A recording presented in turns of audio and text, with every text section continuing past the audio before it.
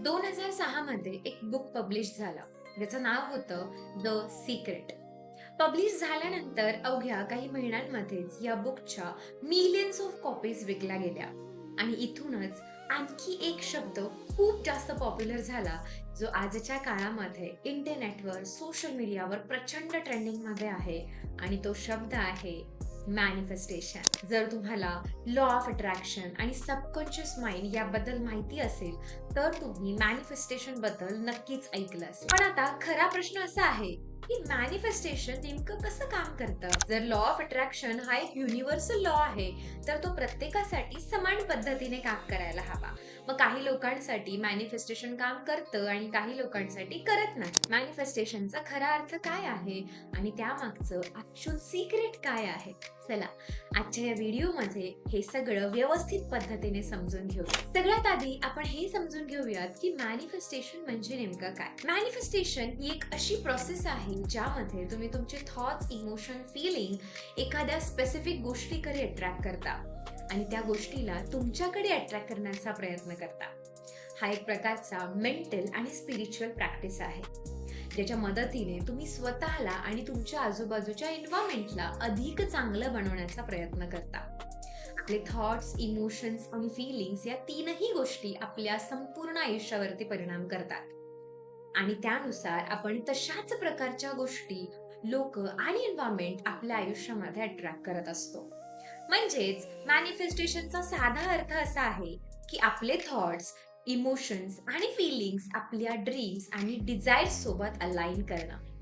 हे जर तुम्हाला थोड्या फिल्म स्टाईल मध्ये सांगायचं म्हणलं तर, अगर किसी चीज को दिल से चाहो तो पूरी कायनात उसे तुमसे मिलाने की कोशिश में लग जाती. आता तुम्हाला मॅनिफेस्टेशन म्हणजे काय याची बेसिक आयडिया आली असेल. आता त्यामागचं बेसिक सायन्स समजून घेण्याचा प्रयत्न करूया. जेव्हा तुम्ही एखाद्या गोष्टीची इमेज तुमच्या माइंड मध्ये वारंवार तयार करता किंवा एखादी गोष्ट पुन्हा पुन्हा स्वतःला सांगता, तेव्हा तुमच्या ब्रेन मध्ये त्या गोष्टीची संबंधित एक नवीन न्यूरल पाथवे तयार होऊ लागतो. त्यामुळे त्या गोष्टीबद्दलची तुमची क्लॅरिटी हळूहळू वाढायला लागते. नंतर तुमचे इमोशन्स आणि फिलिंग्स देखील त्या विचाराशी कनेक्ट होऊ लागतात. त्यामुळे त्या विचाराशी संबंधित न्यूरल कनेक्शन आणखी जास्त स्ट्रॉंग होतं. तुम्ही एखाद्या गोष्टीशी जितकी जास्त इमोशन जोडता, तितकी ती गोष्ट तुमच्या माइंडसाठी इम्पॉर्टंट बनत जाते आणि याच्या मागे न्यूरोप्लास्टिसिटी नावाचं सायन्स काम करतं. पूर्वी असं मानलं जात होतं की आपण फक्त फिजिकल प्रॅक्टिस करूनच आपल्या ब्रेनमध्ये नवीन न्यूरल कनेक्शन्स तयार करू शकतो. पण काही रिसर्च नुसार व्हिज्युअलायझेशन आणि मेंटल रिहर्सल मुळेही ब्रेन मधील काही न्यूरल पाथवेज ऍक्टिव्हेट होऊ शकतात. आपण एखादी गोष्ट वारंवार व्हिज्युअलाइज केली तर आपला ब्रेन त्या गोष्टीला प्रोसेस करू लागतो. पण याचा अर्थ असा नाही की तुम्ही फक्त व्हिज्युअलायझेशन करून बाईक चालवायला शिकू शकता. तुम्ही घरी बसून रोज स्वतःला बाईक चालवताना इमॅजिन केलं तरी प्रॅक्टिकल प्रॅक्टिस शिवाय तुम्हाला बाईक चालवता येणार नाहीये. व्हिज्युअलायझेशनचं काम तुम्हाला त्या गोष्टीबद्दल क्लॅरिटी देणं आहे. तुम्हाला नेमकं काय करायचं आहे हे तुमच्या ब्रेनला समजायला मदत करणं आहे. यामुळे तुमच्या ब्रेनला कोणत्या गोष्टींना प्रायोरिटी द्यायची हे समजायला लागतं आणि त्यानंतर त्या गोलशी रिलेटेड इन्फॉर्मेशन, पीपल आणि अपॉर्च्युनिटीज तुमच्या लक्षात अगदी स्पष्टपणे येऊ लागतात. याशिवाय आपल्या ब्रेनमध्ये आणखी खूप इंटरेस्टिंग सिस्टीम असतं. त्याला म्हणतात रेटिक्युलर ऍक्टिव्हेटिंग सिस्टीम, म्हणजेच रॅप, म्हणजेच RAS. RAS हा आपल्या ब्रेनचा एक महत्त्वाचा भाग आहे, जो आपली अवेअरनेस, टेन्शन आणि फोकस कंट्रोल करण्यामध्ये आपल्याला मदत करतो. आता हे मी तुम्हाला एका सिंपल एक्झाम्पलने समजावते. समजा तुम्हाला एखादा नवीन मोबाईल फोन विकत घ्यायचा आहे. सगळ्यात आधी तुम्ही इंटरनेटवर त्या मोबाईल बद्दल रिसर्च करता, गुगलवर जाता, वेगळ्या वेगळ्या वेबसाईट्स वर फीचर्स पाहता, त्याची प्राइस चेक करता, रिव्ह्यूज बघता आणि मग कंपॅरिझन्स करता. आणि जर तुम्ही ऑब्झर्व केलं असेल तर काही वेळानंतर तुम्ही एखाद्या सोशल मीडिया प्लॅटफॉर्मवर गेल्यावर तुम्हाला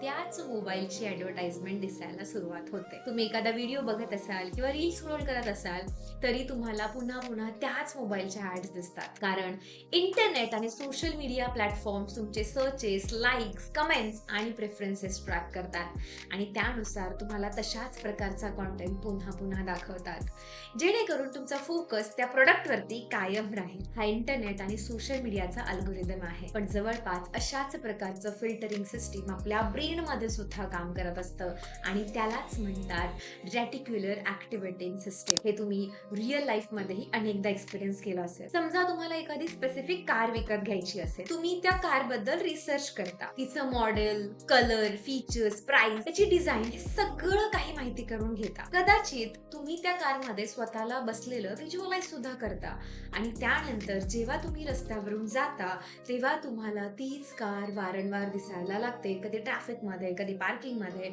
कधी एखाद्या बॅनरवर किंवा पोस्टरवर. तर याचा अर्थ असा नाही की ती कार आधी रस्त्यावर नव्हती आणि तुम्ही रिसर्च केल्यानंतरच अचानक सगळीकडे दिसायला लागली. ती कार आधीही तिथेच होती, पण आधी तुमचा ब्रेन तिच्याकडे लक्ष देत नव्हता. आता तुम्ही त्या कार बद्दल माहिती घेतली, तिला वारंवार पाहिलं, तिच्याबद्दल विचार केला आणि तिला व्हिज्युअलाइज केलं. त्यामुळे तुमच्या RAS ने त्या कारला तुमच्या प्रायोरिटी लिस्ट मध्ये ऍड केलं. त्या रस्त्यावर असलेल्या शेकडो कार्स मधून तुमचा ब्रेन त्या स्पेसिफिक कारला पटकन नोटीस करतो. त्यामुळे तुम्हाला असं वाटतं की तीच कार तुम्हाला पुन्हा पुन्हा दिसत आहे. यावरून एक गोष्ट स्पष्ट होते, एकदा आपण एखाद्या गोष्टीबद्दल कॉन्शियसली अवेअर झालो तर ती गोष्ट आपल्याला अनेक ठिकाणी दिसायला सुरुवात होते. RAS त्या गोष्टीची संबंधित इन्फॉर्मेशन आपल्या समोर हायलाइट करू लागतं. RAS हे आपल्या कॉन्शियस माइंड आणि सबकॉन्शियस माइंड यांच्यामधल्या गेट कीपर सारखं काम करतं. आपल्या आजूबाजूला प्रत्येक सेकंडला प्रचंड इन्फॉर्मेशन उपलब्ध असते.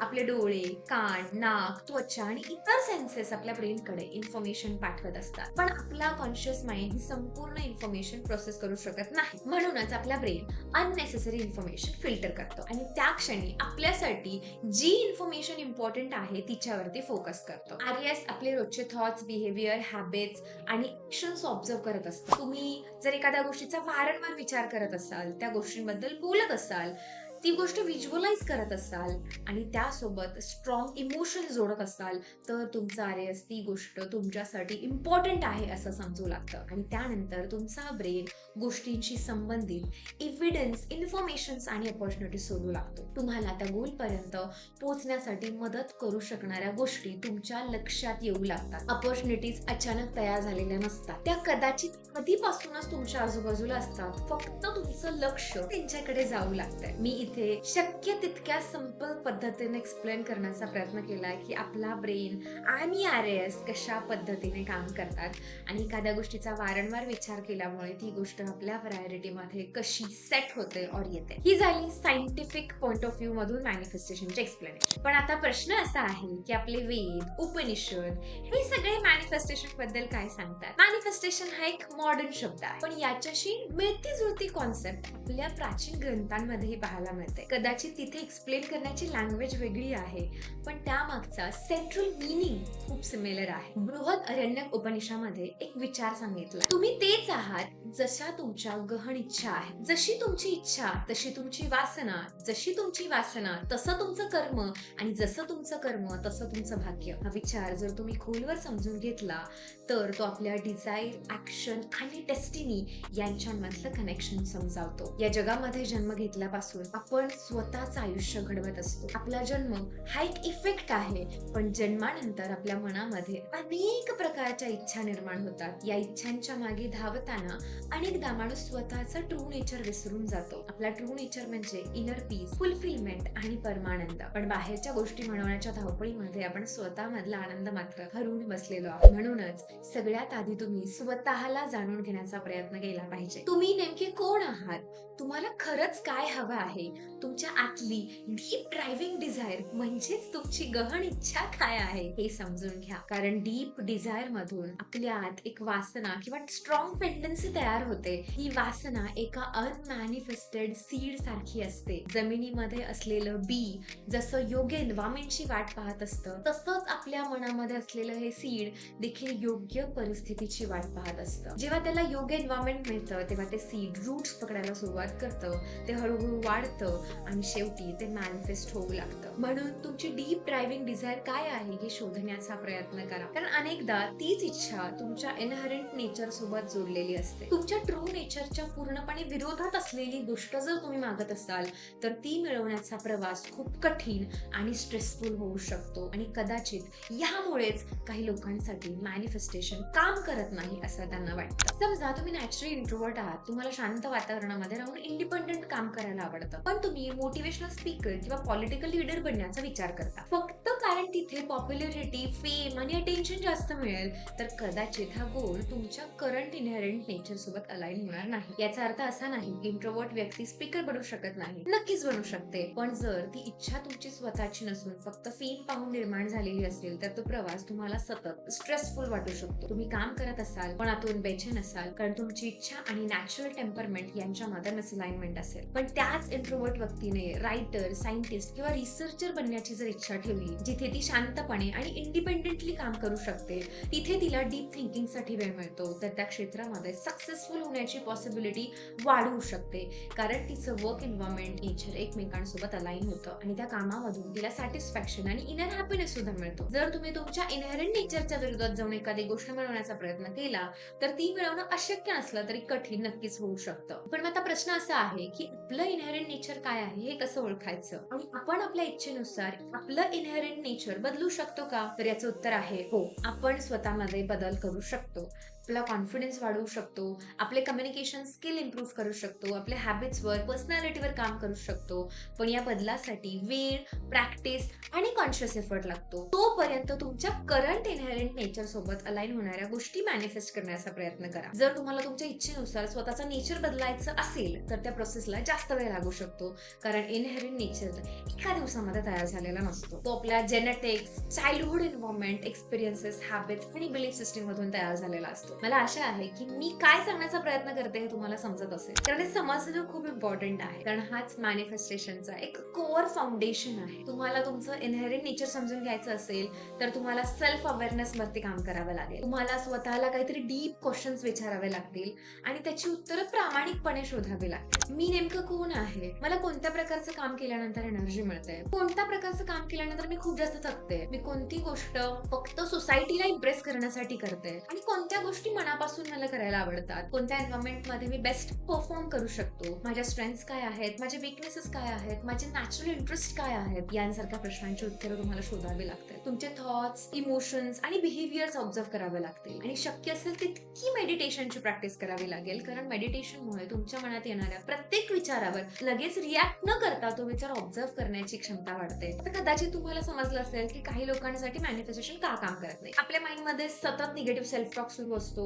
आपण स्वतःबद्दल सतत वाईट बोलत असतो, आपण प्रत्येक सिच्युएशन मध्ये फेल्युअरचीच एक्सपेक्टेशन ठेवत असतो, तर आपला ब्रेन त्याच प्रकारच्या पॅटर्नला प्रायोरिटी देऊ शकतो. आणि जर आपला सेल्फ टॉक पॉझिटिव्ह, रिअलिस्टिक आणि ग्रोथ ओरिएंटेड असेल ना तर आपल्या चांगल्या पॉसिबिलिटीज, अपॉर्च्युनिटीज अधिक सहजपणे नोटीस करू शकतो. प्रत्येक माणूस स्वतःसोबत बोलत असतो, आपण स्वतःशी कोणत्या प्रकारे बोलतो यावरून आपल्या माइंडमध्ये इमोशन्स तयार होतात, त्या इमोशन्स मधून डिझायर तयार होतात, डिझायर मधून स्ट्रॉंग टेंडन्सीज किंवा वासना निर्माण होतात आणि त्याच टेंडन्सीज आपल्याला ऍक्शन्स घ्यायला भाग पडतात. शेवटी आपल्या ऍक्शन्समुळेच आपण एखाद्या रिझल्ट पर्यंत पोहोचतो. म्हणूनच पॉझिटिव्ह थिंकिंग खूप महत्वाची आहे, पण फक्त पॉझिटिव्ह थिंकिंग पुरेशी नाहीये तर त्यासोबत प्रॅक्टिकल ऍक्शन घेणे तितकंच महत्वाचं आहे. रोज व्हिज्युअलायझेशन करणं, पॉझिटिव्ह अफर्मेशनचा अभ्यास करणं, स्वतःसोबत पॉझिटिव्ह सेल्फ टॉक करणं आणि आपल्या हॅबिट्स मध्ये बदल करणं, आपल्या गोल्सशी कनेक्टेड राहणं, त्याच्याबद्दलच्या स्किल्स शिकणं आणि त्या दिशेने कन्सिस्टन्स एफर्ट्स आणि ऍक्शन्स घेणं, या सगळ्या गोष्टी तुमच्या डेली रुटीनच्या भाग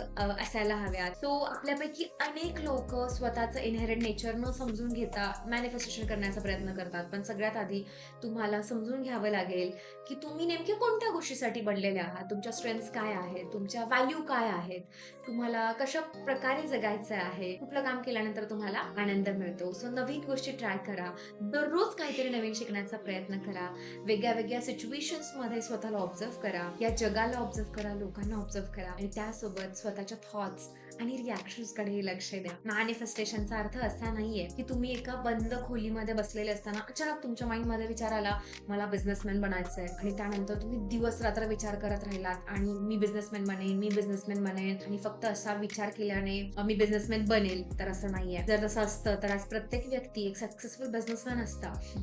जसा विचार कराल तसं मिळेल हे ऐकायला खूप सिम्पल वाटतं, पण ते प्रॅक्टिकली अप्लाय करणं तितकंच कठीण आहे. तुमचे thoughts, emotion, habit, identity, skill आणि ऍक्शन एका स्पेसिफिक डिझायर सोबत अलाइन करणं सोपं नसतं. तुमची संपूर्ण एनर्जी त्या एका डायरेक्शन मध्ये लावावी लागते आणि त्याआधी तुमचं इनहेरंट नेचर समजून घ्यावं लागतं. ही प्रोसेस एका दिवसामध्ये पूर्ण होण्यासारखी नाहीये. म्हणूनच मी नेहमी सांगते, सगळ्यात आधी स्वतःवर विश्वास ठेवा, स्वतःवर काम करा, स्वतःला शोधण्याचा प्रयत्न करा. तुम्हाला खूप टेक्निक्स मिळतील. Visualization techniques, affirmation, vision board, journaling, law of attraction सगळं मिळेल. पण मॅनिफेस्टेशनचा ऍक्च्युअल फाउंडेशन जर नाही समजला तर या सगळ्या टेक्निक्सचा काहीच उपयोग नाहीये. मॅनिफेस्टेशन म्हणजे फक्त विचार करणं नाही. मॅनिफेस्टेशन म्हणजे तुमच्या विचारांना क्लॅरिटी देणं, तुमच्या इमोशन्सना त्यासोबत कनेक्ट करणं आणि तुमच्या हॅबिट्सना त्या डायरेक्शन मध्ये बदलणं, अवेलेबल अपॉर्च्युनिटीज नोटीस करणं आणि सगळ्यात महत्वाचे म्हणजे कन्सिस्टंट ऍक्शन घेणं. मला आशा आहे की तुम्हाला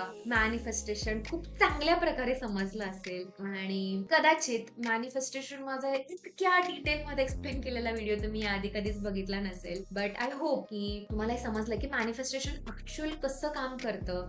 फक्त टेक्निक समजून घेऊन मॅनिफेस्टेशन काम नाही करणार, तर तुम्हाला बेसिक समजणं गरजेचं आहे. त्यानंतर मॅनिफेस्टेशन तुमच्यासाठी 100% काम करेल. तर तुम्हाला जर हा व्हिडिओ आवडला असेल तर व्हिडिओला लाईक नक्की करा. मॅनिफेस्टेशन आणि लॉ ऑफ अट्रॅक्शनचा पर्सनल काय एक्सपिरियन्स आला असेल तुम्हाला तर तो पण मला कमेंटमध्ये नक्की सांगा. आणि अशाच इंटरेस्टिंग नॉलेजेबल व्हिडिओज पाहण्यासाठी आपल्या मॅनिफेस्ट विथ स्नेहल या चॅनलला सबस्क्राईब करायला अजिबात विसरू नका. भेटूयात पुढच्या व्हिडिओमध्ये. धन्यवाद.